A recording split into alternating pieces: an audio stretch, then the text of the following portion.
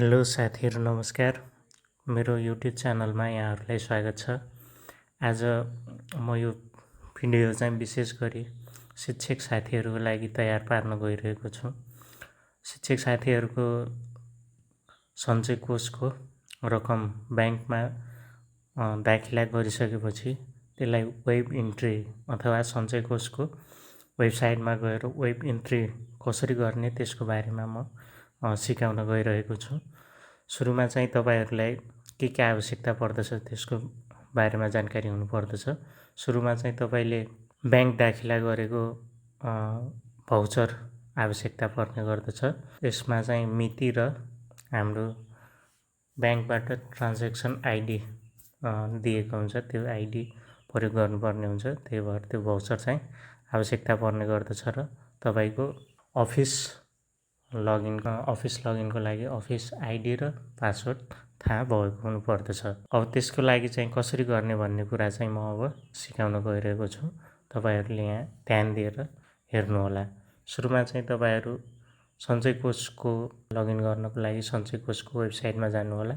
सञ्चय कोषको वेबसाइटमा गइसकेपछि तपाईहरुलाई चाहिँ यहाँ लगइनको लागि इन्डिभिजुअल र अफिस लगइन भन्ने देखिएको हुन्छ। त्यसमा चाहिँ अफिस लगइनमा जानुहोस्। अफिस लगइनमा गइसकेपछि तपाईहरुको आफ्नो अफिसको युजर नेम र पासवर्ड राखेर लगइन गर्नुहोस्। यसरी लगइन गरिसकेपछि यस्तो किसिमको इन्टरफेस देख्न सक्नुहुन्छ तपाईहरुले। अब यो इन्टरफेस आइसकेपछि तल चाहिँ हाम्रो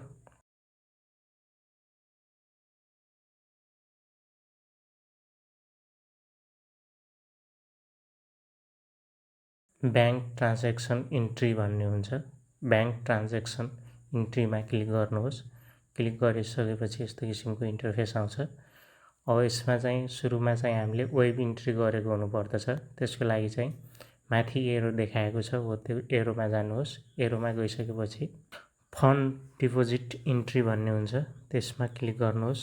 त्यसपछि सञ्चय कोष भन्नेमा क्लिक गर्नुहोस् अनि वेब इन्ट्री भन्नेमा क्लिक गर्नुहोस्। वेब इन्ट्रीमा क्लिक गरिसकेपछि यस्तो किसिमको इन्टरफेस खुल्छ। अब यसमा चाहिँ तपाईहरुले आफ्नो कुन डेटदेखि कुन डेटसम्मको इन्ट्री गर्दै हुनुहुन्छ त्यो चाहिँ भाउचरबाट हेर्नुहोस्। अहिले चाहिँ म यो 2082 माघदेखि 2082 चैत्रसम्मको इन्ट्री गर्न गइरहेको छु। त्यही भएर इयरमा चाहिँ 82, त्यसपछि माघदेखि 2082 चैत्रसम्म राख्नुपर्ने हुन्छ। त्यसपछि यहाँ चाहिँ तपाईको पीएफ नम्बर, यहाँ चाहिँ आफ्नो पीएफ नम्बर राख्नुहोला।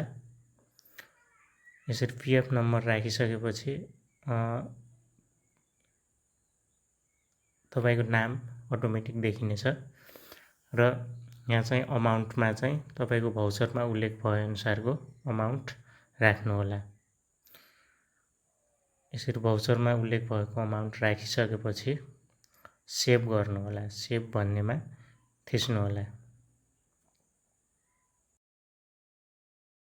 सेभ भन्नेमा थिचिसकेपछि तपाईको चाहिँ यहाँ एउटा रिसिप्ट नम्बर जेनेरेट हुन्छ र यसलाई चाहिँ तपाईहरुले पछि प्रयोग गर्नुपर्ने हुन्छ। त्यही भएर अब चाहिँ एस गरिदिनु होला।